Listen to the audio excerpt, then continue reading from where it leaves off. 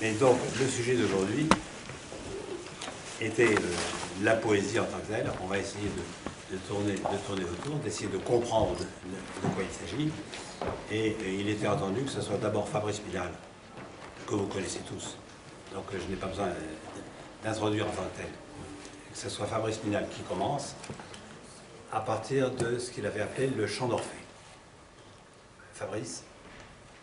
Merci beaucoup. Je suis très content d'être avec vous cet après-midi pour essayer de dire quelque chose de la poésie, et ce, d'autant plus que l'invitation que vous m'avez faite il y a 2 ans, l'année dernière j'avais dû annuler ma venue, et qu'au fond ça tombe bien parce que depuis est paru le livre rouge, et je crois que ça donne quelques éléments pour la compréhension de ce que peut être la poésie. Au tout début du livre rouge, Jung dit « L'esprit des profondeurs s'est emparé de mon entendement et de toutes mes connaissances et les a mis au service de ce qui est inexplicable et qui va à l'encontre du sens. Il m'a privé de la parole et de l'écriture pour tout ce qui n'était pas au service de cette chose, cette fusion du sens et du contresens qui produit le sursens. » Au fond, on pourrait dire que ce que je vais faire est un commentaire de cette phrase qui nous éclaire de manière très fine sur quelque chose qui est en rapport à la vérité de la poésie. Il se trouve que samedi dernier, c'était la journée des adhérents de l'école occidentale de méditation, et que François Félier est venu nous parler de Robert Marteau, qui était un très grand poète et le traducteur de ce livre de Hopkins, Le naufrage du Deutschland, qui est un des poèmes majeurs de l'histoire de la poésie. Et François avait commencé ses propos en disant « La poésie dépasse toujours le poète. Le poète est d'autant plus grand qu'il est dépassé par la poésie en lui. » Et vous voyez là comment on peut se mettre en résonance ces deux phrases. La poésie n'a donc rien à voir avec tout ce que les gens croient. Pour la plupart des gens, la poésie est du côté de ce qui est beau, esthétique, joli, ou alors qui est du côté de quelque chose qui est difficile, qui est du côté d'une sorte d'obscurité particulière. Non, la poésie dépasse toujours le poète. Je crois que le phénomène majeur, c'est ça. La poésie est cette singulière parole qui n'est pas la parole d'un sujet qui parle. Je crois que c'est ça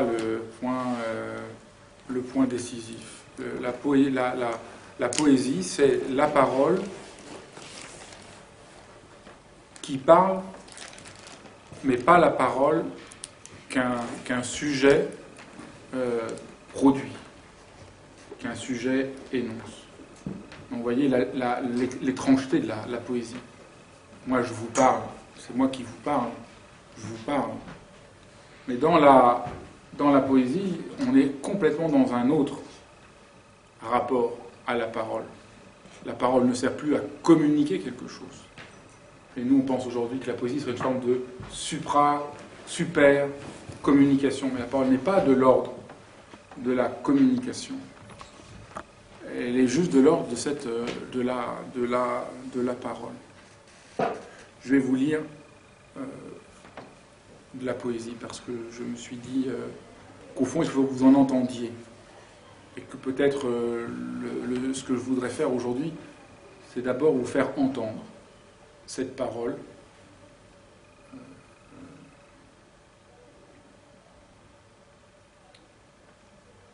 Et peut-être juste avant, il faut que je dise une autre phrase du cahier rouge de Jung. Comprendre une chose est un pont et une possibilité de revenir sur le chemin. Comprendre une chose est un pont et une possibilité de revenir sur le chemin. Par contre, expliquer une chose est un acte arbitraire et parfois même un assassinat. J'étais très saisi de cette formulation qu'on peut trouver aussi chez Heidegger, mais qui est très loin de l'usage habituel. Si on parle de poésie, tout le monde va attendre que j'explique la poésie. Mais voilà ce que dit Jung. Et c'est pas, encore une fois, c'est pas important que Jung le dise, c'est important que ceci soit dit. Par Jung, comprendre une chose est un pont, et une possibilité de revenir sur le chemin. Par contre, expliquer une chose est un acte arbitraire, et parfois même un assassinat. Donc, au fond, dans l'ordre de la poésie, si vous voulez, dans l'ordre de ce qui est important, dans l'ordre de ce qui est essentiel, on ne peut pas expliquer. Et il ne faut surtout pas expliquer. Parce que si vous expliquez, vous vous assassinez. Et la poésie est la parole la plus fragile, parce que c'est la parole qui ne supporte pas l'explication. Donc, maintenant que je vous ai dit ça, je peux vous lire le poème qu'il ne faudrait... moi, je suis partisan. Je ne dis pas du tout que j'ai raison et que c'est le seul moyen. Bien au contraire. Mais je suis partisan, pour ma part, de lire le poème sans explication et même sans entrer dans la moindre lecture du texte.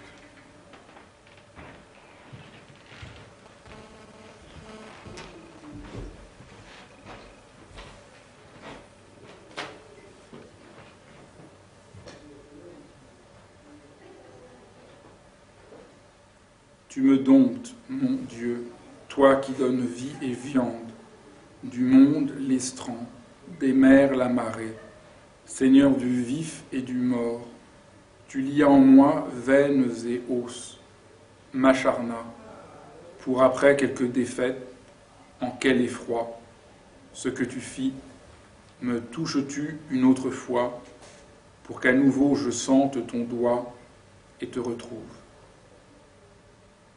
Oui, j'ai dit oui, ô à l'éclair, à la fuste qui cingle. Tu m'ouïs plus vrai que langue, confessée. Ta terreur, ô Christ, ô Dieu, tu connais les murs, l'autel, l'heure et la nuit. Ce cœur pâmé que balaie et dévaste ta ruée. Et foule en bas, en horreur des cimes, et la taille contrainte sous le poids, sous le feu de l'angoisse. Sa face froncée, devant moi ce fracas d'enfer, derrière, entre où, oui, où trouver place, tout elle dehors par sortilège. J'ai sauté d'un saut du cœur au cœur de l'autre. Mon cœur, tu étais, aile de pigeon, j'ose le dire, d'esprit voyageur, sans vent de vantardise, pour flamber de la flamme à la flamme, t'exaucer de la grâce à la grâce. Moi voué au vent, comme au sablier contre le mur, ferme mais que mine un glissement, et ça s'agglutine et délite par la chute, moi comme une eau dans un puits, suspend, miroir, mais à la corde toujours tenue jusqu'en bas tout du long, des abruptes flancs du Val, veines de l'évangile offert, oppression, principe, don du Christ. Voilà le début. Et juste, on sent, j'espère que vous sentez que c'est de la poésie dans l'entente de la parole, dans l'entente qu'on a que quelque chose parle. Évidemment, la traduction ici est complètement prodigieuse. Il existe de très nombreuses traductions, mais c'est le dernier travail de Robert Marteau, et on voit comment il a tout à fait restitué en français la langue qui se délite, la langue qui fait naufrage. Le naufrage du Deutschland, c'est aussi le naufrage de la parole que le poème nous fait éprouver. Donc le premier point, si la poésie dépasse toujours le poète, c'est que la parole poétique ne sait pas, au sens ordinaire. Dans mon livre Pourquoi la poésie, c'est comme ça que je commence. Au fond, la poésie est la seule parole qui ne sache pas. Vous allumez la radio, tout le monde sait. Tous les gens savent. Et maintenant, on ne donne même plus que la parole aux soi-disant experts qui vous expliquent tout. Et le poète, lui, il ne sait pas. Il écrit parce qu'il ne sait pas. Et encore une fois, c'est tout à fait frappant que c'est aussi ce que raconte Jung dans le livre rouge. Il écrit le livre rouge parce qu'il ne sait pas. Les gens écrivent parce qu'ils savent. Parlent parce qu'ils savent. Et il y en a qui écrivent parce qu'ils ne savent pas. Et qui écrivent pour entendre quelque chose qui ne s'est pas dit avant, qui ne se dira pas autrement. Et c'est tellement profondément abyssal et décisif quant à la possibilité même d'être un être humain. C'est tout à fait malheureux. Dès qu'on parle de poésie, les gens ont l'impression qu'on va parler de quelque chose d'accessoire, d'à côté, de littéraire, de culturel. Non. La poésie est la seule manière de dire, de la manière la plus décisive et la plus radicale, ce qu'il en est de la vérité même de l'être humain. Parce que la vérité même de l'être humain est telle qu'il ne peut pas savoir ce qui est absolument essentiel. Et tous les gens qui savent, quand vous écoutez à la radio, ils savent et ils expliquent. Parce qu'au fond, ils ne savent rien. D'absolument. Vous voyez, si vous voulez, on pourrait renverser la chose, même si je ne veux pas du tout jouer, mais on pourrait renverser la chose. Le poète ne sait rien, c'est le seul qui sache.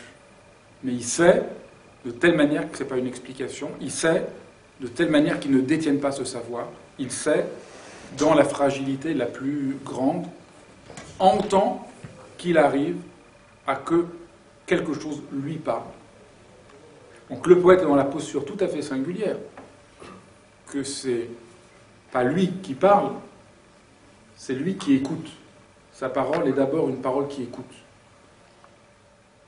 Là, je crois qu'on commence à être un tout petit peu plus précis. La parole habituelle est une parole qui n'écoute pas, ou qui s'écoute elle-même. Mais la poésie est une parole qui est tout le temps à l'écoute de tout. En plus, à l'écoute de tout.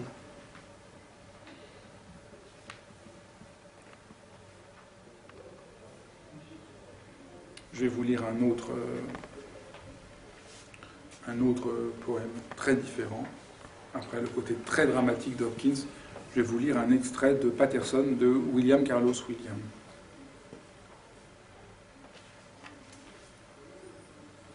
Décide-toi, si le chapeau te va, mets-le. Les fleurs semblent avoir proliféré pour être dans le ton.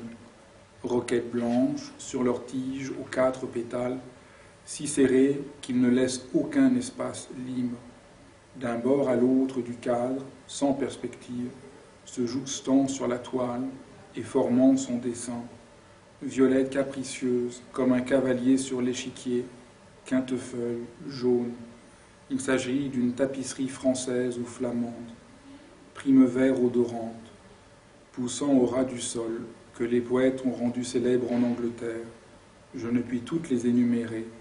Calcéolaires, mauves et blanches, qui oscillent sur leurs sveltes bractées au calice uniment disposé, digitales églantines ou roses sauvages, du même rose que le lobe d'oreille d'une dame qui dépasse de ses cheveux, campanule, brin d'herbe bleue et pourpre fin comme des myosotis au milieu des feuilles, étamines jaunes, pétales violets et vice-versa, pissenlit, nigelle, bleuet, chardon et tant d'autres fleurs dont je ne sais ni le nom ni le parfum.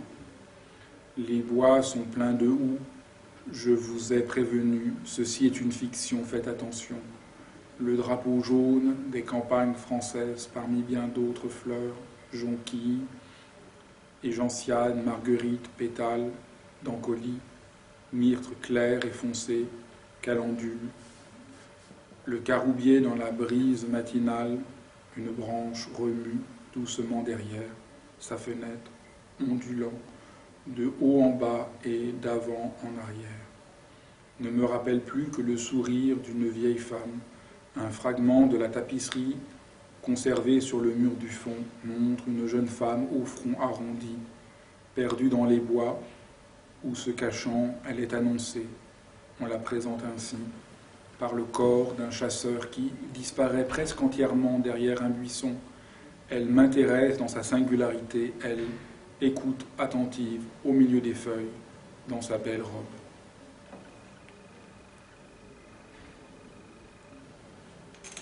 Et je crois que là, encore une fois, même si on n'entend pas,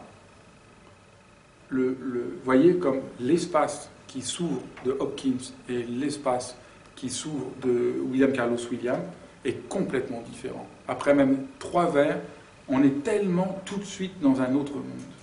Et ça, c'est saisissant. Donc Hopkins est un des plus grands poètes anglais, enfin c'est un des plus grands poètes. Il était anglais, il était protestant qui s'est converti au catholicisme en Angleterre, ce qui a fait beaucoup de scandale, et il a vécu à la fin du XIXe siècle. Ses poèmes n'ont jamais été publiés de son vivant, c'est vraiment par hasard, par un de ses amis, qu'on les a retrouvés et qu'on a pu les publier. Et c'est vraiment un sommet de la poésie dans l'invention à neuf de la langue. William Carlos Williams, c'est un des poètes qui m'est le plus cher. C'est un poète complètement... Peut-être il me touche particulièrement parce que je trouve que c'est un des poètes les plus tendres. Qui est un tout petit peu contemporain de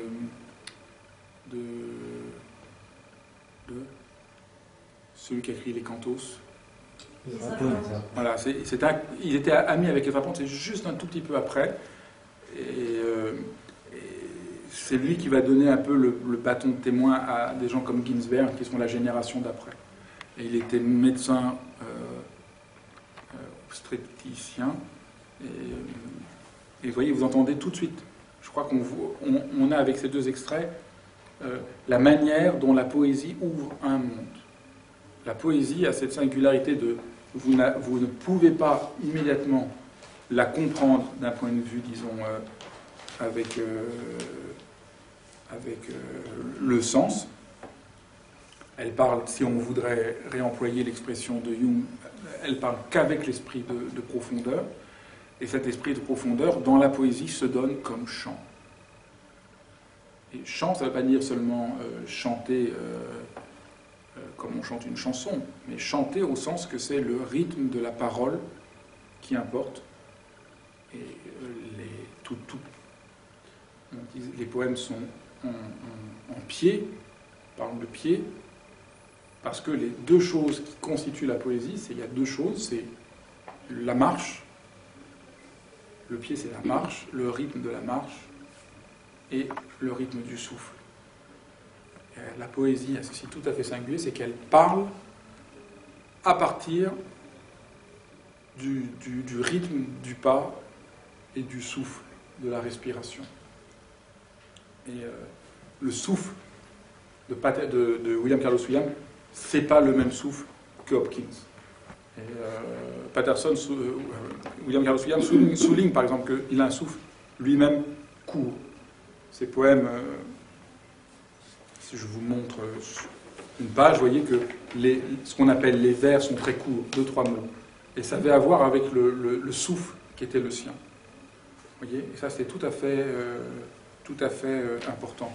Donc ça, j'essaye de creuser plus avant le point de en quel sens la poésie ne sait pas. Vous voyez, de quelle manière la poésie ne sait pas. Et déjà, elle ne sait pas parce qu'elle écoute le souffle et le pas. C'est pas elle qui décide.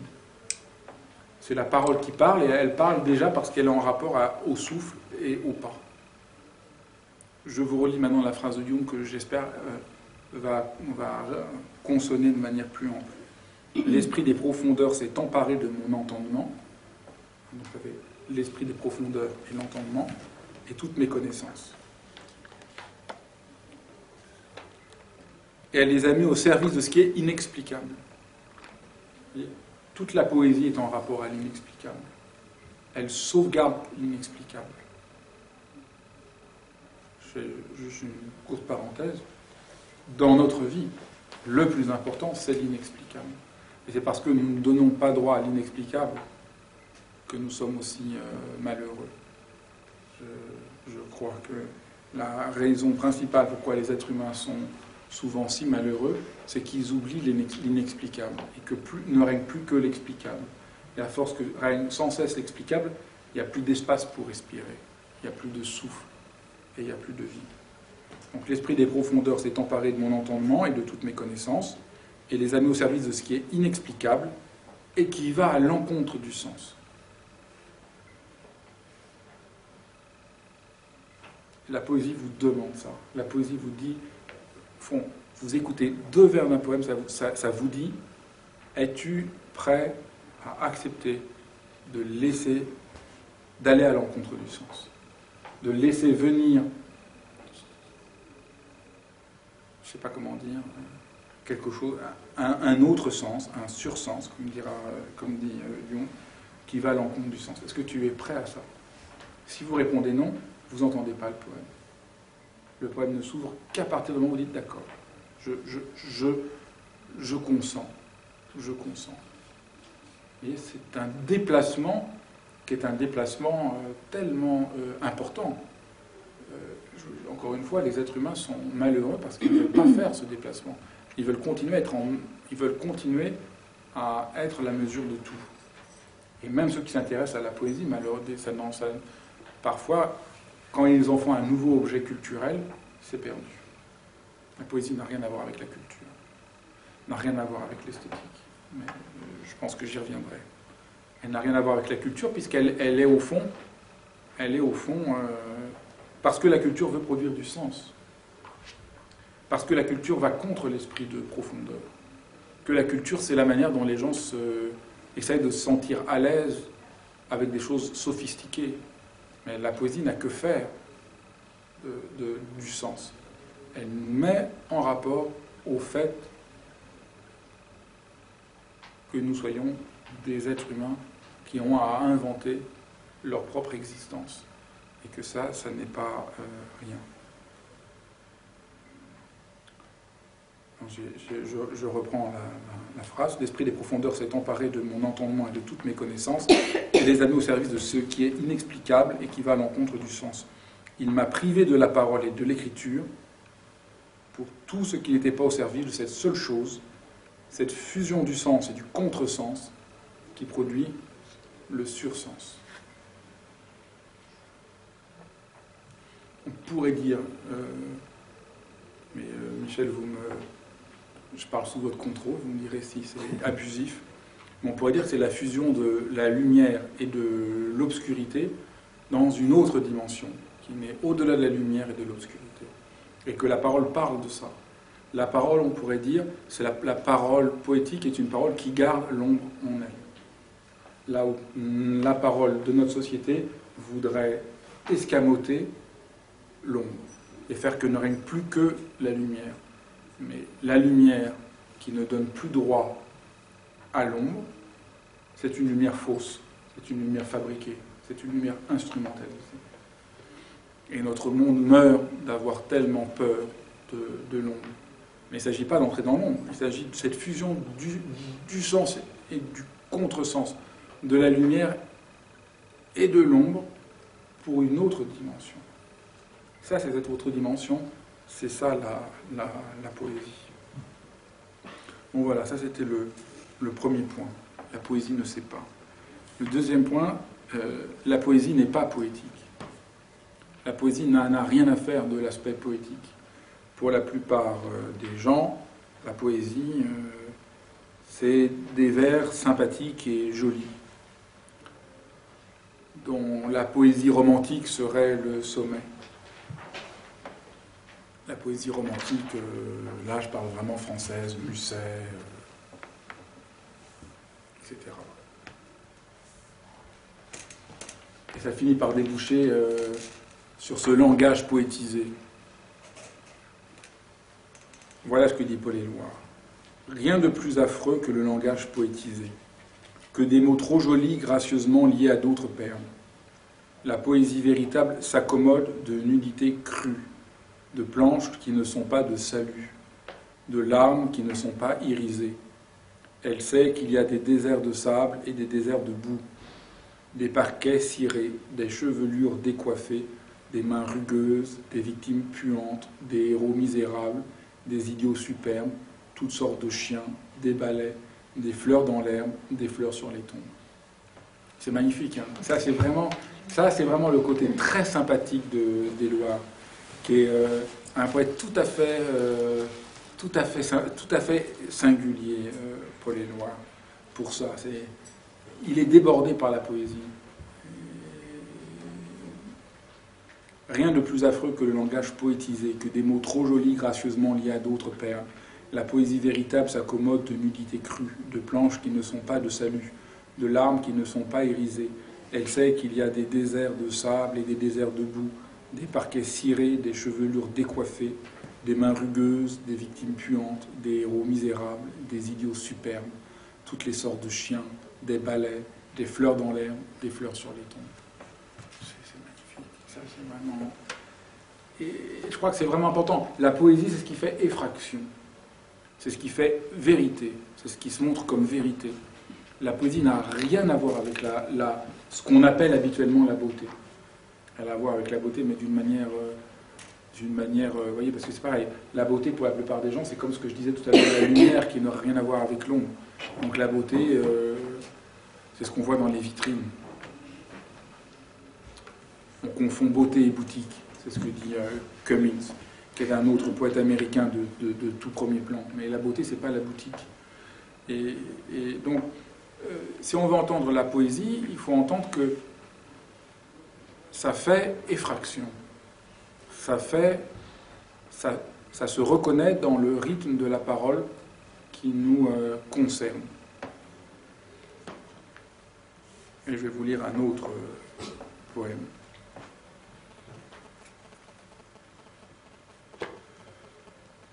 C'est un poème de Pasternak, Notre orage, dans la traduction d'Armand Robin. Et j'ai oublié, excusez-moi, de vous dire que la traduction de William Carlos Williams et de Yves Dimano, qui a tant fait pour traduire la poésie américaine.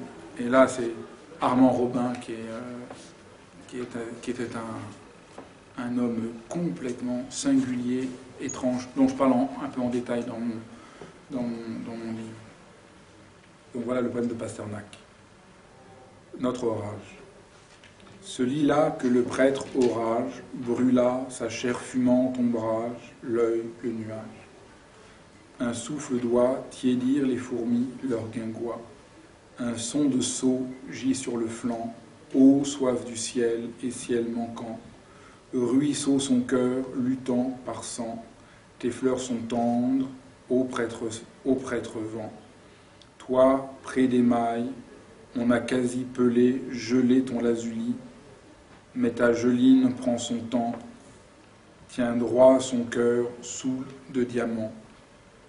Sous leur fût, les lampeurs d'orage tendent tendre toques d'herbage.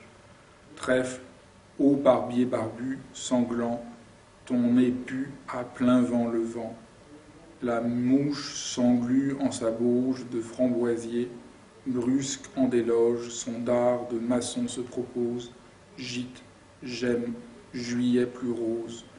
Son vol est brant sur les courtines, puis bond de belles ballerines. Son dard d'orgueil se plante où la chair est feuille moisie.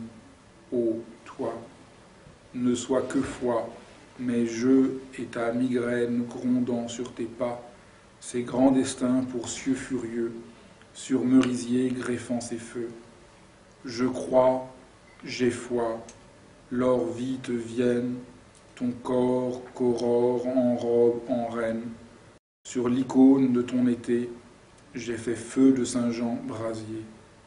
Et le terrège, ta bouche est piège, piège qu'assiège perce-neige. Sur mes lèvres, j'essaie de neige. C'est sur mon songe, ombre qui neige. Et de ma joie, ô que ferais-je? Un vers, 8 voix, quel beau cortège. Ta bouche en tête, en beau corrège. L'opium des champs gerceurs l'enneige. Voix, l'alphabet dans mes 8 voix est brasier bataillant sur toi.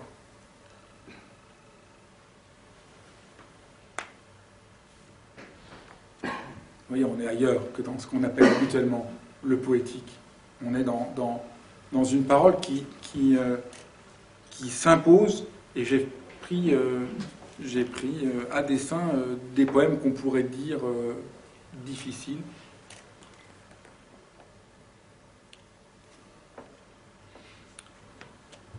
Le troisième point, je l'ai déjà abordé parce que je me suis senti que je ne pouvais pas vous lire les poèmes sans l'aborder, c'est que la poésie ne peut pas s'expliquer. Ça ne veut pas dire qu'on ne peut pas en parler, ça ne veut pas dire qu'on ne peut pas la montrer, ça ne veut pas dire qu'on n'essaye pas de comprendre quelque chose de la poésie. Mais il faut faire très attention. Je relis la phrase de Jung. Comprendre une chose est un pont et une possibilité de revenir sur le chemin.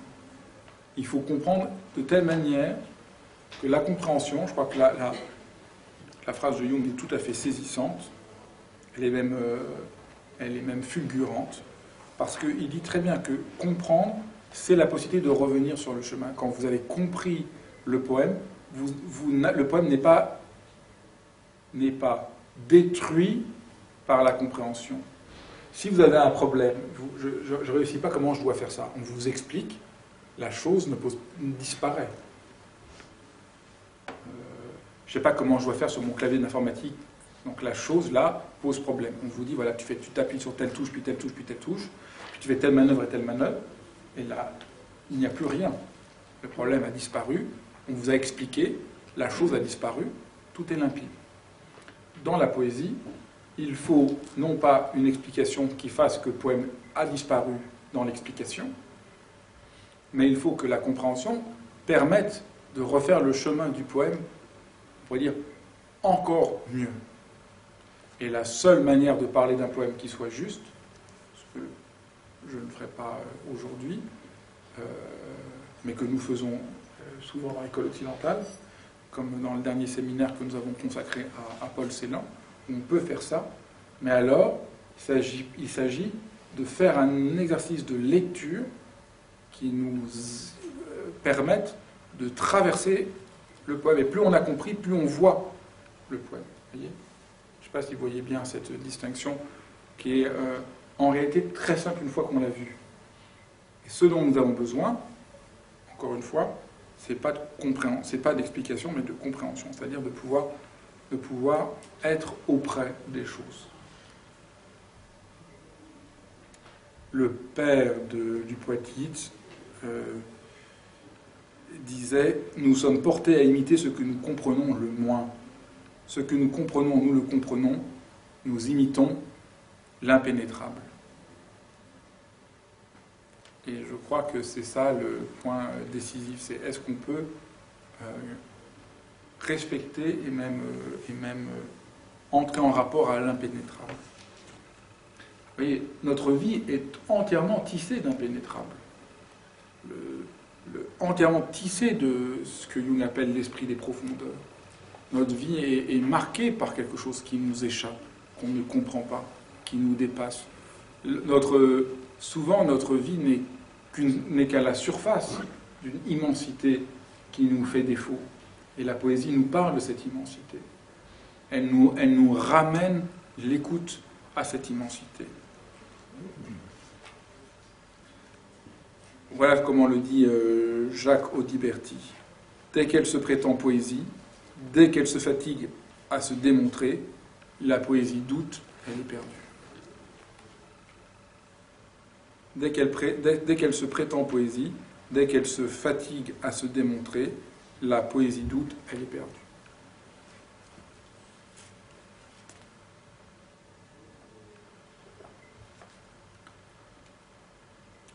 Voilà, ça c'est pourquoi il s'agit de ne rien expliquer. Quatrième point, entendre la parole parler. Alors, je vous en ai dit déjà tout petit peu. La poésie, c'est l'entente de la parole qui parle. Que tant de gens, écrit Paul Celan à Nelly Sachs, désertent la parole, leur propre parole, tout aussi aisément que celle qui leur est donnée, cela fait partie des choses les plus difficiles de notre temps.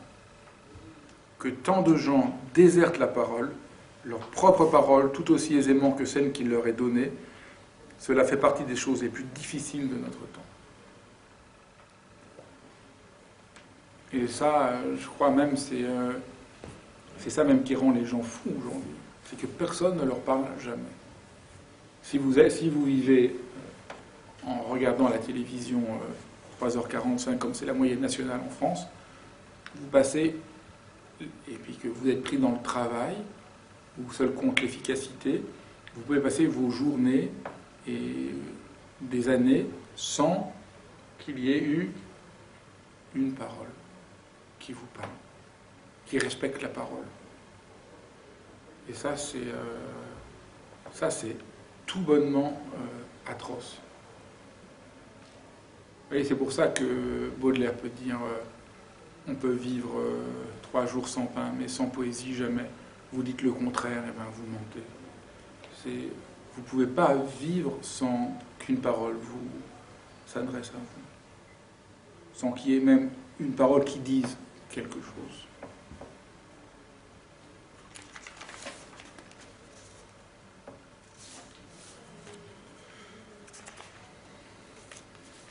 Je vais vous lire le début de la première olympique de Pindare, dans la traduction de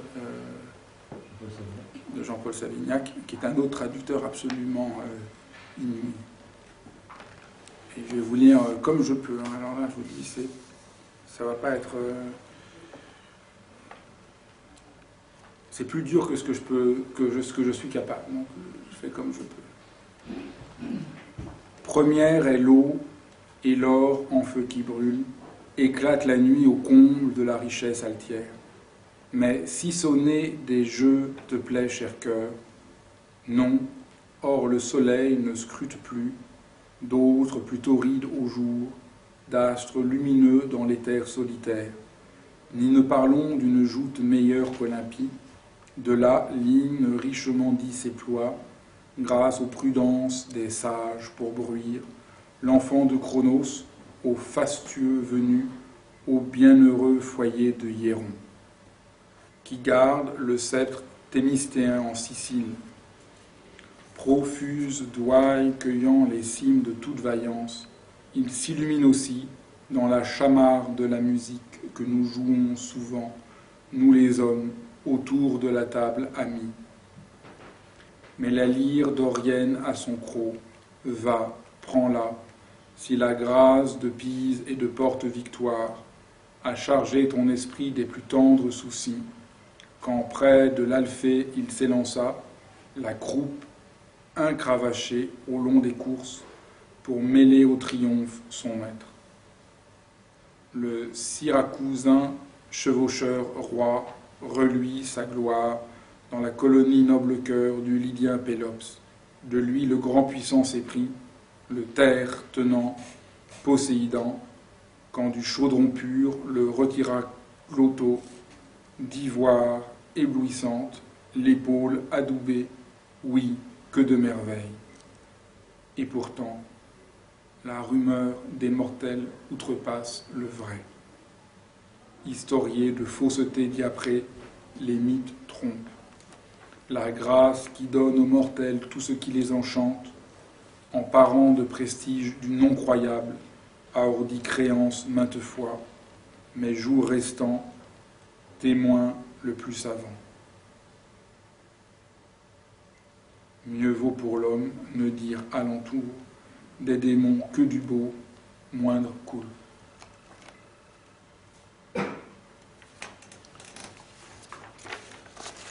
Et je vais vous lire à l'autre bout de l'histoire de l'Occident un poème de Rimbaud.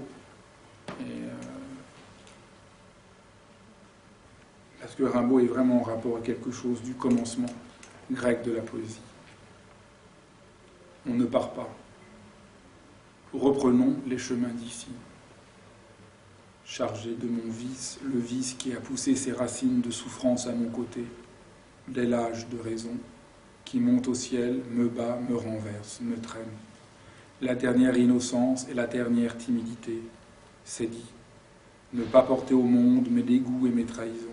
Allons, la marche, le fardeau, le désert, l'ennui et la colère. À qui me louer?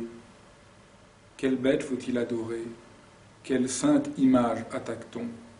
Quel cœur briserai-je? Quel mensonge doit tenir? Dans quel sang marcher? Plutôt se garder de la justice. La vie dure, l'abrutissement simple, soulever, le poing desséché, le couvercle du cercueil, s'asseoir, s'étouffer. Ainsi point de vieillesse ni de danger, la terreur n'est pas française. Ah, je suis tellement délaissé que j'offre à n'importe quelle divine image des élans vers la perfection. Ô mon abnégation, ô ma charité merveilleuse, ici-bas pourtant, de profondis dominé, suis-je bête?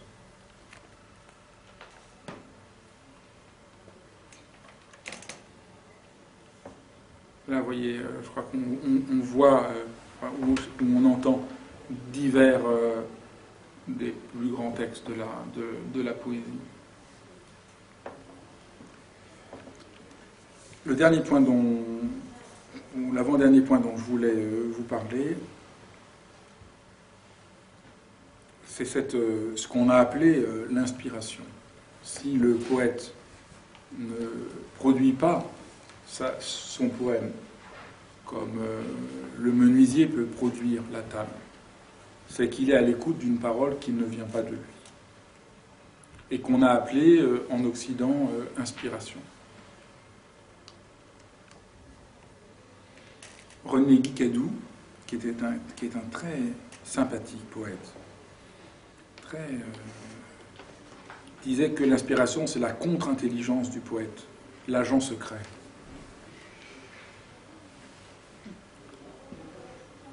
Et Klebnikov, qui est un autre des grands poètes russes de cette première génération, c'est d'elle que souffle le vent envoyé par les dieux du mot.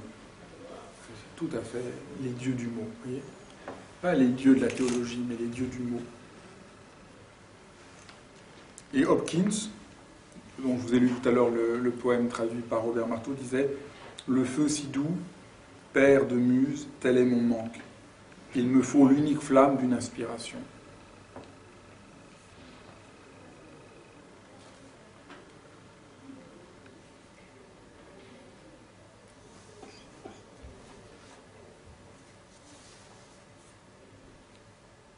Voilà, il y a beaucoup d'autres choses que je pourrais vous dire, mais peut-être on peut avoir une discussion maintenant qui me permettra peut-être de préciser certains points.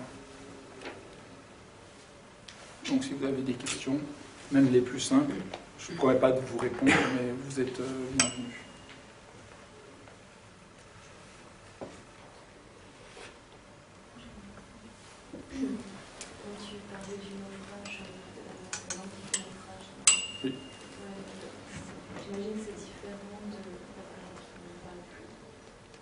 À la parole, oui, le naufrage de la langue. Le naufrage de la langue, ça c'est l'épreuve de la modernité. Dans la modernité, quelque chose ne tient plus de l'ancien ordre du monde, et cette défaite est de l'ordre d'un naufrage, qu'a à voir avec... si on arrive à l'entendre comme il faut, avec ce que Nietzsche peut dire sur la mort de Dieu. Donc la poésie moderne, mais la poésie, on voit ça aussi chez Rimbaud. Et Rimbaud le fait encore plus thématiquement, on pourrait dire. Dans le poème de Rimbaud que je vous ai lu, c'est quasiment thématique. C'est renverser tout un ensemble de choses qui construisaient l'ordre. Et donc la langue fait naufrage. Mais chez Hopkins, ça le fait encore plus dans la langue que... voilà, ça le fait de manière encore plus... C'est pour ça que Hopkins est un des tout premiers grands poètes pour ça. Parce que vous lisez un vers, c'est fait. le mouvement est fait. Oui, parce que je pense que... Parce que le poète ne parle pas de... Le poète parle... L'inspiration, c'est quoi? Ça veut dire que c'est le Dieu qui parle à travers lui. Bon, je ne voulais pas revenir dans tout ça. On appelait ça la muse, on appelait ça... Mais la poésie apparaît à partir du moment où ce n'est pas vous qui parlez, c'est quelque chose qui parle à travers vous, qui est de l'ordre du divin qui parle en vous. Vous êtes vous-même transi, saisi. Tant que c'est vous qui parlez, même si vous entendez un peu de la poésie, voilà pourquoi pour moi la poésie du XIXe siècle est très en retrait dans cette expérience-là. Chez les Grecs, chez Pindare, on voit bien, ça souffle. Pindare, on ne sait rien de Pindare. On n'en a rien à faire de papa, maman, toutes ces histoires-là. Non, c'est Pindare qui parle, c'est l'âme du monde qui parle, c'est toute la Grèce qui parle, c'est le monde entier qui s'ouvre comme monde dans le poème. Et vous avez ça de la même manière chez Rimbaud. Chez Rimbaud, vous avez d'un seul coup, c'est tout un monde qui est en train de s'effondrer, qui parle à travers lui, vous le lisez. Voilà, une faillite, en fait. Oui, mais si tu peux... Ouais, mais c'est mal dit, c'est pas du tout une faillite. Non, c'est une... Il fait... Mais tout ensemble. Tout ensemble, il voit un monde qui ne tient plus, par où il a rapport à l'origine, et c'est absolument clair que Rimbaud est en rapport à l'origine de la poésie. C'est pour ça que je vous ai lu exprès Pindare et Rimbaud, parce que, vous voyez, là, pour moi, ça c'est le mystère de la France.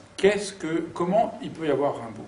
C'est unique dans l'histoire, parce que dans les autres pays, ils n'ont pas un phénomène comme ça. Il y a quelque chose qui se travaille de plus loin. Là, chez Rimbaud, c'est quasiment un séisme absolu. Vous avez, chez Rimbaud tout seul, en plus il a 17 ans, comment il fait? Il perce toute l'histoire de la France, toute l'histoire de la poésie. Il retouche quelque chose du plus profond qui était l'inspiration, je veux dire, puis le début du poème, enfin, c'est juste... Renonce. Comment? Il renonce. Non, je ne crois pas. Non, je ne crois pas, au contraire. Je crois qu'il faut dire une chose sur Rimbaud, c'est l'homme qui ne renonce pas. C'est l'homme qui ne cesse d'aller en avant. C'est le poète qui va en avant, qui va en avant, qui va en avant, il ne s'arrête jamais. Et nous, on n'est toujours pas... Le désert dont il parle dans ce poème. Et je pense que nous, je pense que Rimbaud, quand je lis Rimbaud, j'ai toujours l'impression... Le premier pas, je le suis, et le deuxième, il est déjà trop loin. Et c'est vraiment... en plus, il ne parle que de ça. Il bute sur quelque chose. Il bute. Il bute sur le non-sens. Je crois pas. C'est une clairvoyance plutôt Oui. que buter. C'est une clairvoyance. Absolument. C'est une clairvoyance, c'est qu'on ne bute pas d'avance, c'est une obligation d'assumer cette clairvoyance et de la mettre en mots. Enfin, Mais ça, bien sûr. Regardez le premier vers du poème, c'est « On ne part pas, reprenons les chemins d'ici ». Mais en plus, comment ça... Non seulement c'est inouï de « On ne part pas, reprenons les chemins d'ici ». Mais en plus, comment ça sonne en français?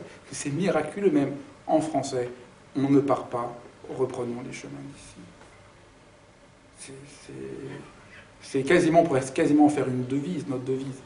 On ne part pas, reprenons les chemins d'ici. C'est pour ça que, on peut pas, vous voyez, le côté tellement... Et là, pourquoi c'est aussi vrai? Parce que c'est pas Monsieur Trucmuche qui dit, ben écoute, on part pas maintenant, on reprend. Non, on sent que c'est pas ça. On sent, ça parle d'une manière, et c'est ça qui fait que c'est pas le moi qui parle. Et je trouve pédagogiquement, j'ai peut-être absolument tort objectivement de ce que je dis sur le 19e siècle, mais pédagogiquement j'ai raison de dire ça. Parce qu'il faut réussir, si on veut voir le phénomène de la poésie, absolument quitter la poésie du 19e siècle, même si, pour vrai... Et après, si vous relisez Victor Hugo en ayant lu Pindare et Rimbaud, vous me disiez, oui, mais il y a déjà ça chez Rimbaud, d'accord. Mais je pense salutaire, à un moment, d'aller voir cette poésie qui est inexplicable. Parce que dans la poésie du 19e siècle, en plus, elle est un peu trop explicable. On la comprend un peu trop. Là, vous êtes obligé de céder.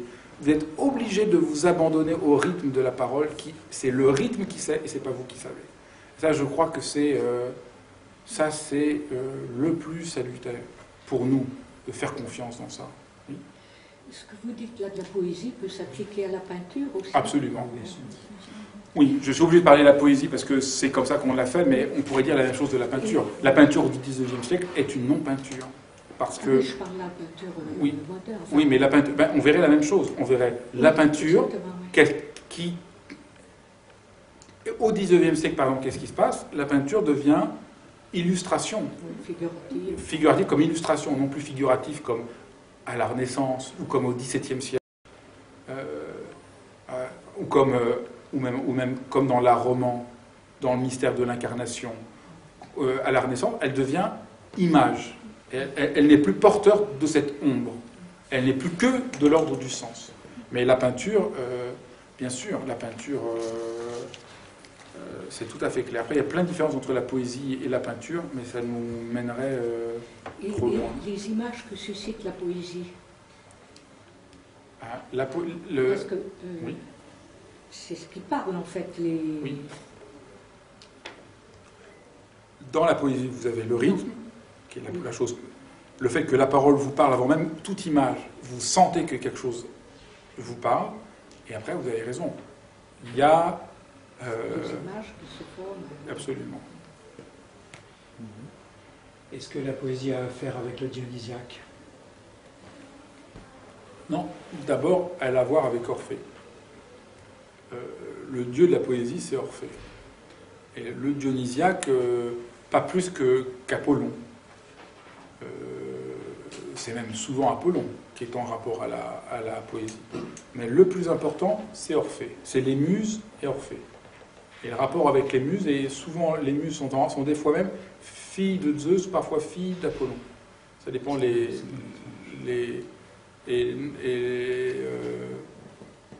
oui, parce qu'on a une idée très fausse sur Apollon. Mais le plus important, c'est que c'est Orphée. Parce que pourquoi c'est Orphée que c'est crucial? La poésie, c'est Orphée, parce que le poète, si vous voulez, en 2 phrases, qu'est-ce que la poésie? J'ose le dire. La poésie, c'est marcher dans les pas d'Orphée.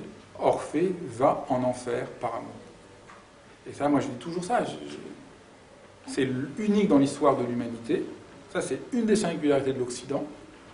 Dans plein d'autres mondes, on va bien en enfer, mais pour amener la parole d'immortalité ou une parole mystique. Là, Orphée va juste par amour en enfer.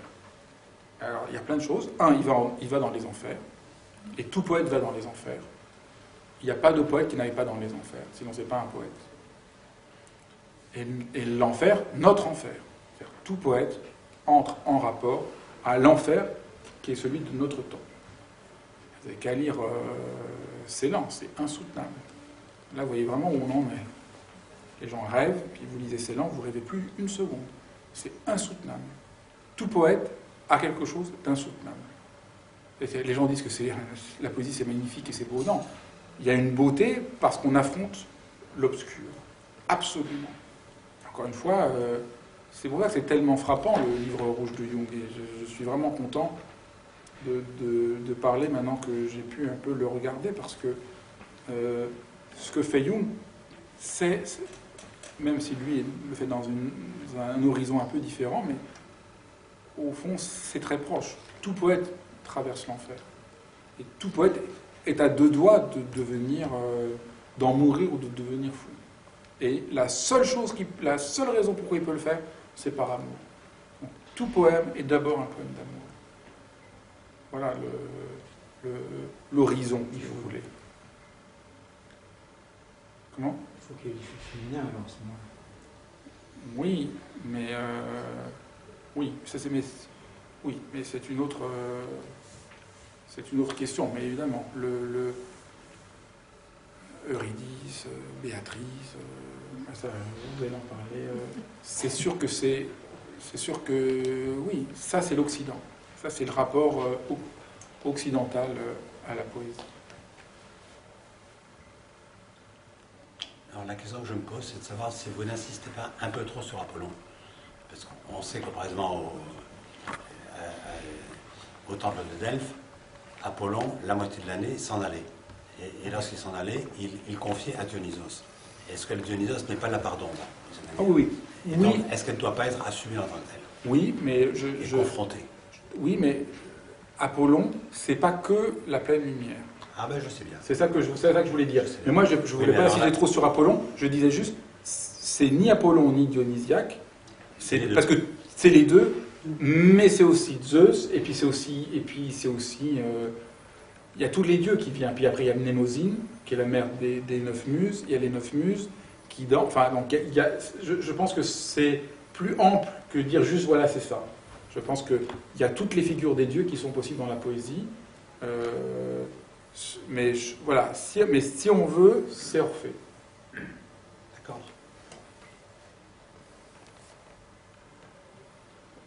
Mais vous avez raison, Dionysos, on ne peut pas penser la poésie sans parler de Non, Dionysos. mais c'est-à-dire que dès que j'entends parler de lumière, je ne peux pas m'empêcher de penser et la nuit. Absolument. C'est ça que j'ai dit tout à l'heure. Et comme dès qu'on parle de la nuit, je me dis et la lumière. C'est pour ça que je disais tout à l'heure, Les deux ensemble. la poésie, c'est, comment je disais tout à l'heure, c'est la fusion de la lumière et de l'ombre qui produit. Le vrai poème est ailleurs que dans l'opposition habituelle de l'ombre et de la Il y lumière. a sens et contresens. Voilà, sens et contresens, absolument. Ça, je crois que c'est vraiment crucial. Oui, sens et contresens qui donnent le sursens. Il donne le sursens. Oui. Alors, c'est comme ça que Jung le dit après. Ouais. Mais je crois que oui, c'est absolument clair. Si on parle de la lumière, mais si on ne parle pas de l'ombre, ce n'est plus de la lumière. Si on parle de l'ombre et qu'on ne parle plus de la lumière, on ne parle plus de l'ombre, on parle d'autre chose. Et comme personne ne veut parler des deux à la fois qu'on voudrait... Ou l'un ou l'autre. Voilà, et c'est pour ça que je pense qu'il faut même penser comment l'ombre et la lumière sont présents et chez Apollon et chez Dionysos. Et chez Dionysos, c'est pas non plus que l'ombre, il y a aussi un élément de lumière chez Dionysos. Donc Dionysos c'est aussi un monde pour qu'apparaisse quelque chose. C'est une déchirure pour qu'apparaisse quelque chose, et c'est aussi l'aspect de lumière de Dionysos. Et je crois que là ça commence à devenir, on commence à voir le phénomène de la poésie qui est tellement profondément... Oui. Est-ce que le poète porte le monde? Qu'est-ce que tu veux dire? Oui, est-ce qu'il y a un rapport nodal entre le poète et l'histoire? Oui, au sens que je disais tout à l'heure, tout poète dit la vérité du temps. Oui, il est. Absolument. Le poète ne dit pas ses états d'âme, le poète dit où on en est, dit le monde. Mais et vous lisez un poème, vous lisez le poème de Dante, Dante dit beaucoup plus la vérité de son temps que les historiens qu'on a aujourd'hui sur... le poète, il est évidemment en rapport de manière... puisqu'il voit l'ombre et la lumière du temps, et que personne d'autre ne peut faire ça. Notre malheur, c'est qu'on a l'histoire... Notre malheur, c'est qu'on a une histoire beaucoup trop événementielle. On n'a pas une histoire de l'existence humaine. Il n'y a que le poète qui est en rapport à l'existence humaine. donc il est acteur, en fait, de cette histoire, non? Il est traversé. Voilà, tout à fait. Il est traversé. Il est traversé. Il est la vérité de l'histoire. Voilà, c'est ça. Le poète est la vérité de l'histoire. Il n'est pas acteur, mais il l'institue. Il n'est pas l'acteur, il est l'instituteur. Comme Homère a été l'instituteur de la civilisation occidentale. Et comme Rimbaud est aujourd'hui l'instituteur de notre monde.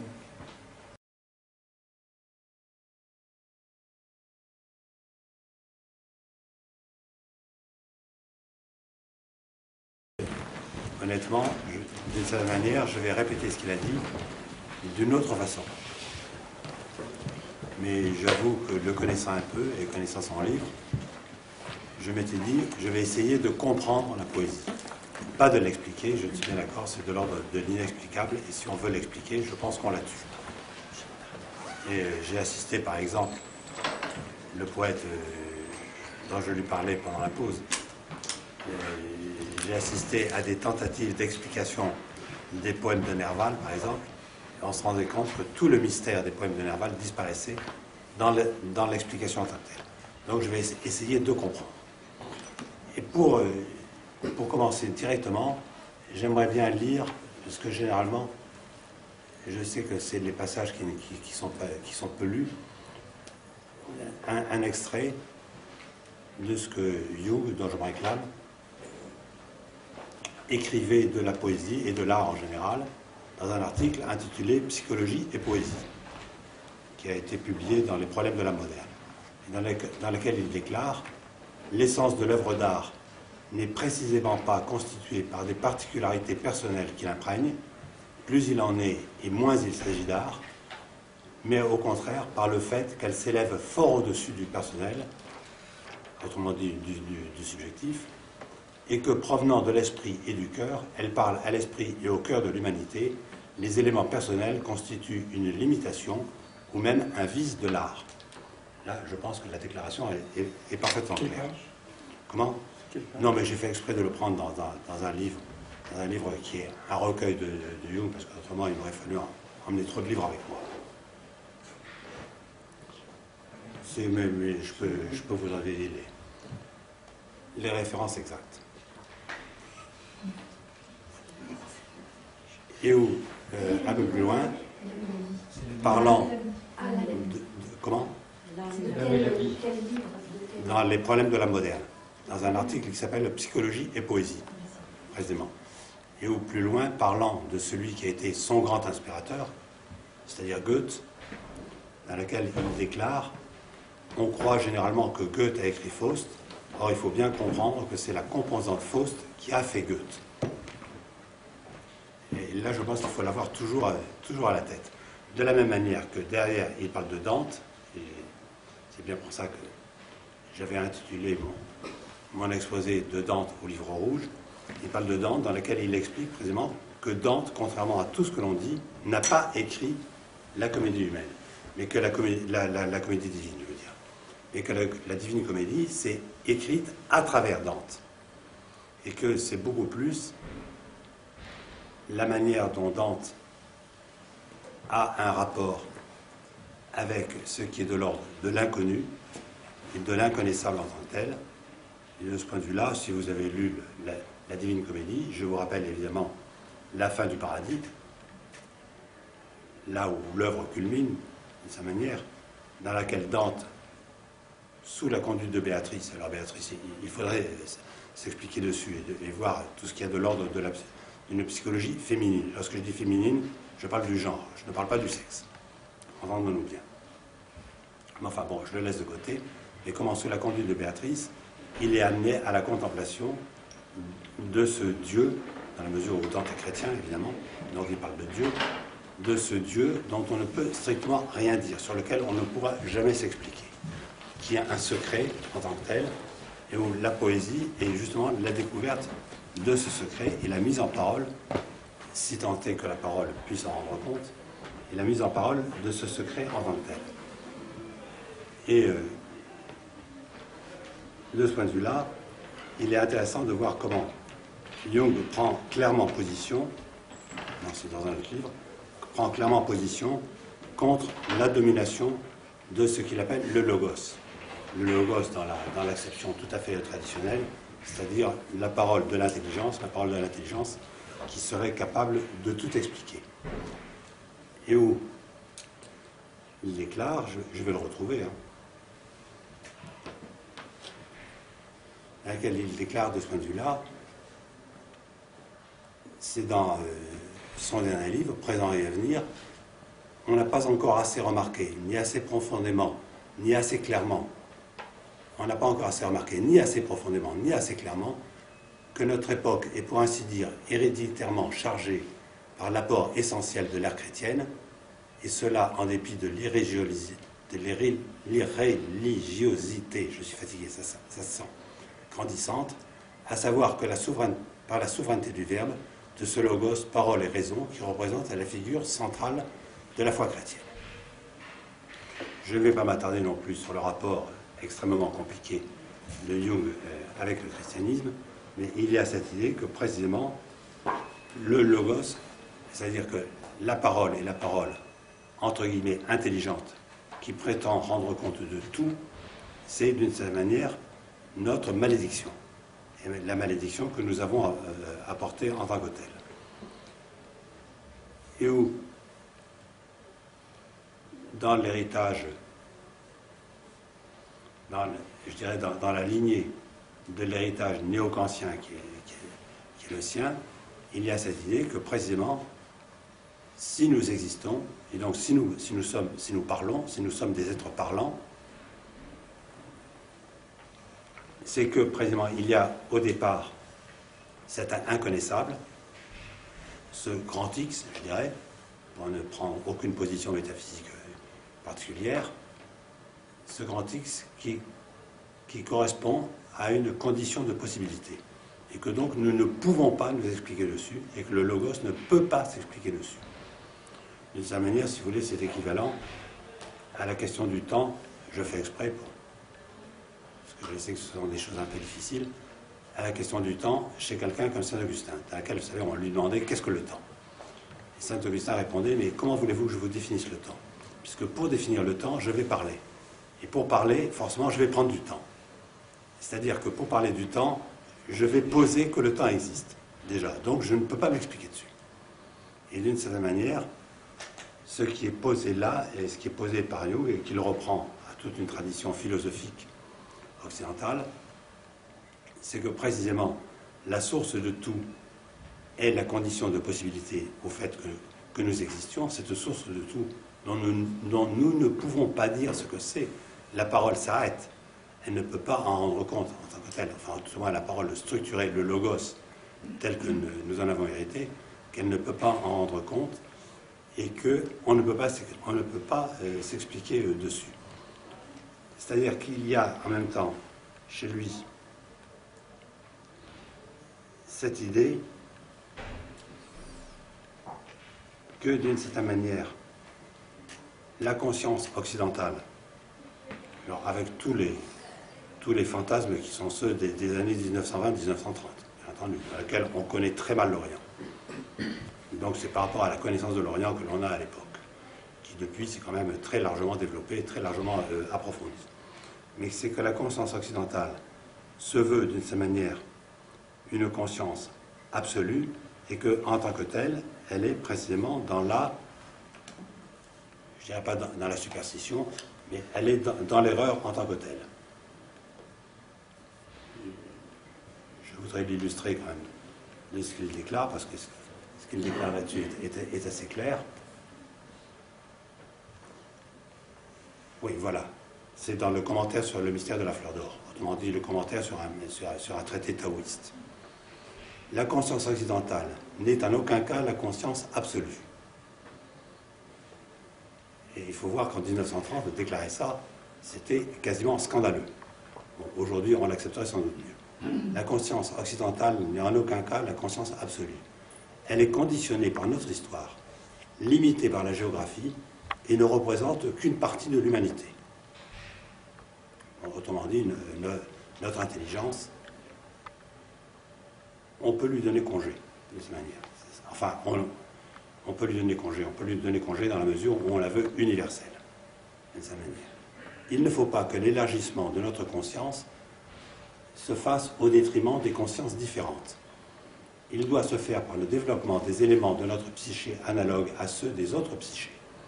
Alors, lorsqu'il parle de psyché, il faut se rendre compte qu'évidemment, il renvoie en même temps au sens originel du mot psyché, c'est-à-dire l'âme en tant que telle, et l'âme en tant que, on le sait, le mot psyché veut dire aussi en grec le papillon. Autrement dit, ce qui est porté par le vent, ce qui est porté par le souffle. Et le souffle étant éventuellement la seule chose que nous puissions recevoir de cet abîme insondable, inexplicable, indémontrable, impensable. Bon, mais je peux ajouter tous les termes négatifs que je veux, qui se trouvent à notre source. Donc il doit se faire par le développement des éléments de notre psyché analogue à ceux des autres psychés, à la façon dont l'Orient est contraint de ne point ignorer notre technique, notre science et notre industrie. Alors là, évidemment, on voit bien que c'est le moment où l'Orient, effectivement, est fasciné par l'Occident. Et là-dessus, je rappelle toujours, la première fois que j'ai vu, pour la radio par laquelle je travaillais, dans laquelle j'ai vu les conseillers du Dalai Lama, donc quand même l'une des grandes autorités du bouddhisme, tout au moins du bouddhisme du véhicule de diamant, dans laquelle moi je leur parlais, je dirais, dans mon fantasme occidental, de, évidemment, toutes les merveilles que nous apportait l'Orient, et dans lequel, en riant, ils m'ont répondu « Et vous savez ce que nous venons de faire? Nous venons de bâtir un hôpital à l'américaine. » C'est-à-dire que j'ai compris que nous, on rêvait d'eux, et qu'eux, ils rêvaient de nous. Et qu'éventuellement, nous avions chacun, à des plans différents, nous avions chacun des fragments de vérité. Et il me semble que c'est à cela que cela renvoie. Et ajoute Jung, l'invasion des Européens en Orient fut un acte de violence de grand style. Il faut se rappeler que c'est écrit en 1930. En 1930, vraiment, ce n'était absolument pas la parole qui avait cours. L'invasion des Européens en Orient fut un acte de violence de grand style. Elle nous a laissé, noblesse oblige, l'obligation de comprendre l'esprit de l'Orient, ce qui est éventuellement, et je l'espère plus ou moins en cours, ce qui nous est peut-être plus nécessaire que nous ne le soupçonnons. Autrement dit, nous avons besoin d'eux, nous avons besoin de tout ce qu'ils nous apportent. Dans la mesure où précisément il y a cette idée que la conscience n'est bâtie que par négation. Enfin, c'est le processus tout à fait hegelien dans notre tradition à nous, que par négation de ce qui est de l'ordre de l'inconscient, mais l'inconscient défini comme ce qui ne sait pas, du non-savoir, et que la conscience, d'une certaine manière, a toujours l'illusion qu'elle sait quelque chose, alors qu'elle est bâtie précisément sur du non-savoir et sur de l'ignorance. Et de ce point de vue-là, on voit qu'on s'appuie sur toute une vieille, très très vieille tradition à laquelle renvoie précisément, et c'est là où je pense que Jung est difficilement recevable en France, dans la mesure où précisément ce n'est pas une pensée du logos, ça ne se veut pas une pensée du logos, mais où ça renvoie à cette vieille tradition philosophique qui était celle du néoplatonisme, dans laquelle on considère que la source est absolument inexplicable. Elle est inexplicable parce que, bon, ça, on voit très bien comment c'est toute l'œuvre de Plotin qui irrigue la pensée de Jung, ce que généralement on ignore, et pourtant il y fait souvent référence. La pensée de Plotin qui dit que nous venons tous d'une unité centrale, mais que le un ne peut pas se définir. Autrement dit, là, je vous lis précisément un passage qui est tiré des Énéades de Plotin. Puisque la nature de l'un est génératrice de tout, elle n'est rien de ce qu'elle engendre. Elle n'est pas une chose. Elle n'a ni qualité ni quantité. Elle n'est ni intelligible ni âme. Elle n'est ni en mouvement ni en repos. Elle n'est pas dans un lieu, ni dans le temps. Elle est en soi essence isolée des autres, ou plutôt, elle est sans essence, puisqu'elle est avant toute essence.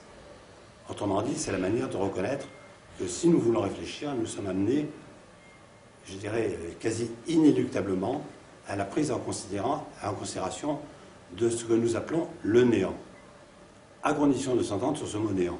Et le néant ne veut pas dire qu'il n'y a strictement rien.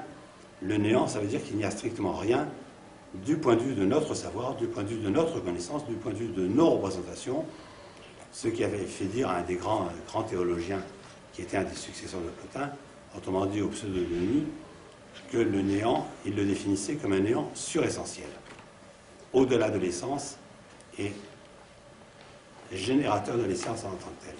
Et de ce point de vue-là, je me permets justement de vous lire, parce que c'est à l'origine même de la pensée dont je me réclame, ce que disait le pseudo-Denis, il le dit dans un texte qui s'appelle « La théologie mystique ».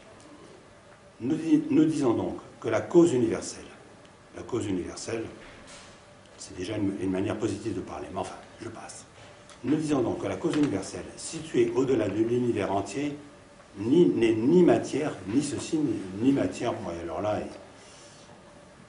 il a plusieurs développements sur qu'est-ce que la matière. Nous élevons plus haut, dit-il. Je reprends un peu plus loin.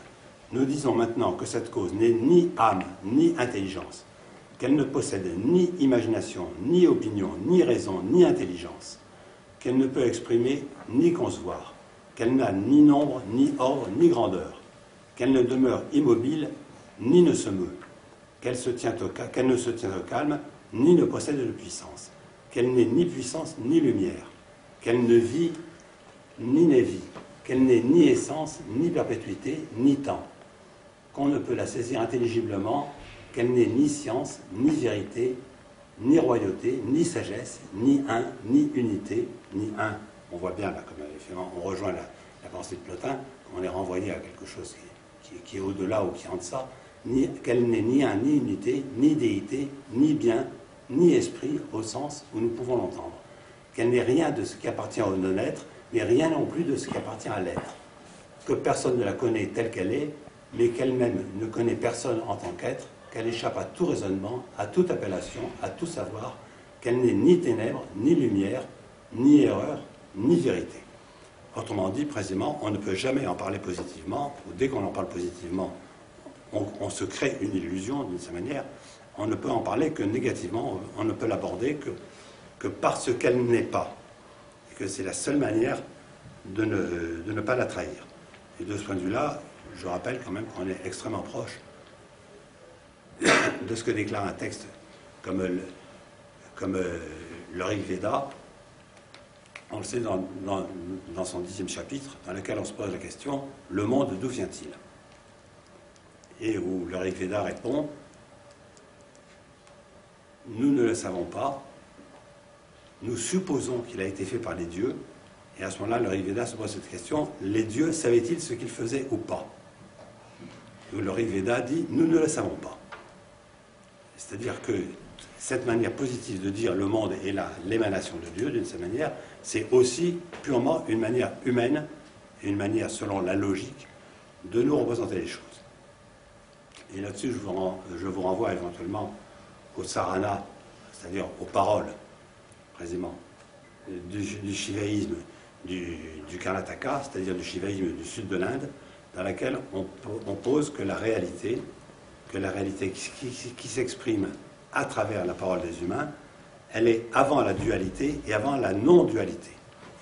Ce qui d'ailleurs nous amènerait à réfléchir un petit peu sur cette espèce de fascination que nous avons pour la non-dualité de l'Inde. De dire que même la non-dualité, c'est de l'ordre de la représentation que nous avons.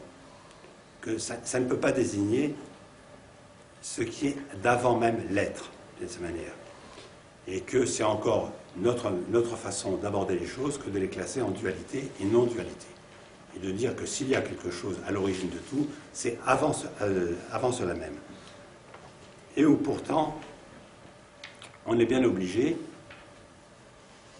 se dit Jung, de dire, mais nous vivons et nous vivons dans ce monde. Nous vivons dans ce monde qui est la manifestation de ce tout autre, si l'on peut dire, de cette altérité radicale.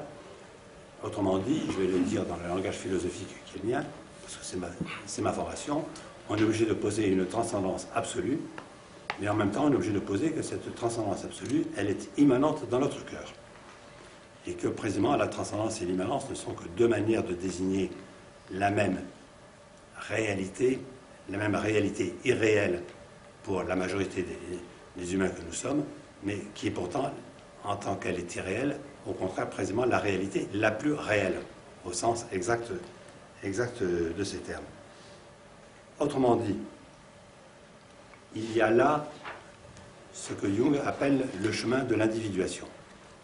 Le chemin de l'individuation, à condition de bien faire la distinction, parce que je vois que souvent on confond les choses, avec ce que l'on pourrait appeler l'individualisation. L'individuation, c'est précisément le contraire de l'individualisation. C'est le contraire de la manière dont nous prétendons dire « je », dont nous prétendons créer un espace qui soit notre espace subjectif. L'individuation, c'est de découvrir ce que Jung va faire précisément tout à l'intérieur du livre rouge, auquel je vais arriver tout à l'heure, mais auquel a déjà fait largement allusion Fabrice. C'est le chemin de l'individuation, c'est de découvrir que nous sommes, à nouveau, on est obligé de prendre la parole de Rimbaud dans une de ses lettres, « je est un autre ». C'est-à-dire que « je », en réalité, c'est du tout autre. C'est-à-dire que nous ne pourrons jamais définir « je ». Le « je » est une pure illusion, est une pure construction de notre part. Et donc, il est peut-être important dans notre vie de nous créer en tant qu'individu, en tant que personne singulière, bien en tant que personne particulière, je devrais plutôt dire, mais où en même temps, lorsque nous nous sommes créés en tant que personne particulière, c'est pour dépasser la personne particulière et découvrir que précisément la subjectivité en tant que telle n'a que forcément très très peu d'intérêt. Et où on va arriver à cette position selon laquelle, d'une certaine manière, dans la mesure où nous sommes dans ce monde, partir à la découverte de ce qui est avant l'être et le non-être, ce n'est pas non plus une négation du fait que nous soyons de ce monde. Et que nous avons l'obligation, on retrouve cette idée de l'appariement que l'on trouvait dans la très ancienne pensée de l'Inde, ou de ce que dans la théologie chrétienne on appelait la conjonction des opposés, c'est-à-dire nous avons à tenir le fait qu'à la fois nous ne sommes pas de ce monde et que pourtant nous sommes de ce monde. C'est-à-dire dans laquelle il va y avoir l'idée que nous sommes dans une limitation. Nous sommes créés de l'illimité de cette manière, mais nous devons assumer notre limitation en tant que telle. Et là, on voit très bien comment Jung se réfère en grande partie à Lao Tzu, se réfère au Tao Te Ching, et en même temps se réfère à cet immense mystique, à mes yeux, qui était quelqu'un comme Angelus Silesius. C'est-à-dire cette idée que, je dois en avoir un extrait d'Angelus Silesius, que précisément de Dieu, bon, je me sers du langage traditionnel de notre civilisation, nous ne pouvons rien dire, que nous sommes de ce point de vue-là dans l'illimité, nous sommes fondés par l'illimité, mais qu'en même temps, que nous le voulions ou pas, nous sommes de ce monde et nous sommes tenus de l'habiter, tout en sachant que ce monde de la limitation est branché sur le monde de l'illimitation. Et c'est ce que dit Angelus Silesius dans le pèlerin chérubinique. La circonférence est dans le point, le fruit dans la graine, Dieu l'infini dans la finitude, sage est celui qui le cherche au-dedans de l'univers fini. Autrement dit, il n'y a pas ce que j'appelle la tentation de ce qui fait florès si souvent de nos jours, c'est-à-dire un néo-spiritualisme complètement désincarné, mais il y a bien cette idée que précisément il n'y a de spirituel là aussi que si le matériel existe. Autrement dit, il n'y a de lumière que si nous habitons en même temps l'ombre, et Dieu sait que le monde dans lequel nous sommes, c'est souvent un monde d'ombre. Enfin, ça, c'est mon opinion personnelle, et comme disait quelqu'un du 19e siècle, c'est mon opinion et je la partage. Bien. C'est-à-dire qu'en même temps, il y a cette idée que nous devons être présents au monde et que le monde doit nous être présent, mais simplement sous une autre lumière. C'est-à-dire que ce n'est pas que nous soyons englués dans le monde, c'est que nous nous sommes détachés de ce monde, nous avons vu ce qui est au-delà de ce monde, et c'est précisément au nom de cet au-delà que nous habitons ce monde et qu'éventuellement nous le voyons d'une manière un tout petit peu différente. Autrement dit, il y a la recherche de ce que j'appellerais, mais j'espère que vous entendez en quoi je suis extrêmement proche de la poésie, j'espère que Fabrice l'entend, nous sommes extrêmement proches de ce que j'appellerais, reprenant le mot à Jung, justement, l'entièreté. Et surtout pas la totalité, comme généralement on l'a traduit. Ça, je me rappelle, il y a presque 30 ans, qu'on m'a demandé de diriger la traduction des œuvres de Jung, j'avais réuni les traducteurs en leur disant « Je ne veux plus jamais voir le mot totalité ». Je me rappelle, il m'avait regardé, il m'a dit « Mais comment osez-vous dire quelque chose comme ça ?» J'ai dit « Écoutez, reportez-vous au texte allemand. On sait qu'en allemand, il y a deux mots pour dire la totalité. Il y a Totalität, on dit la totalité fermée sur elle-même, et puis il y a Ganzheit. Ganzheit qui vient de la philosophie romantique allemande, qui vient au-delà de Jacob Böhm, qui vient au-delà de Maître Eckhart, c'est-à-dire c'est la totalité intotalisable. Si je peux me servir de ce mot, c'est l'infini actuel en tant que l'infini actuel, c'est-à-dire l'infini réalisé, en tant que l'infini actuel est inaccessible à l'homme en tant que tel. Autrement dit, le mot Ganzheit, ça renvoyait précisément à l'abîme de ce que dans la tradition on appelle le divin, de ce que j'appellerais le principe ou la source. Donc je dis, et Jung se sert tout le temps du mot Ganzheit.